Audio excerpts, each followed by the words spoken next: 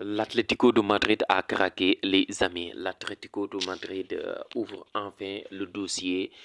Julián Alvarez a un départ. Selon beaucoup de médias, Julián Alvarez va probablement quitter l'Atlético de Madrid.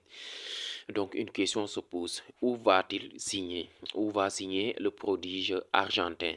Soit au PSG, soit au FC Barcelone. Donc, selon la cadena Ser publiée, relayée par Foot Mercato, coup théâtre pour Julián Alvarez, l'Atlético de Madrid ouvre enfin la porte à un départ cet été, selon la cadena Ser. Le PSG est bouillant sur le dossier et sur l'artillerie financière. Mais Hansi Flick le veut absolument au Barça, qui a fixé une limite à 100 millions d'euros.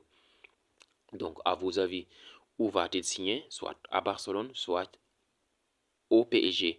Et il y avait une option 3 aussi, parce que l'Atlético de Madrid lui a présenté une offre de prolongation. Apparemment, c'est une offre en or. Mais je pense que le joueur avait dit qu'il préférait rester en Espagne. Mais comme le PSG a une arme franchement très forte, c'est-à-dire l'argent, ils peuvent s'aligner sur les exigences de l'Atlético de Madrid et surtout sur le salaire mirobolant de Julián Alvarez. D'autant plus que l'Atlético de Madrid le voudra le vendre au PSG pour ne pas renforcer un FC Barcelone qui est un concurrent direct au titre de champion d'Espagne.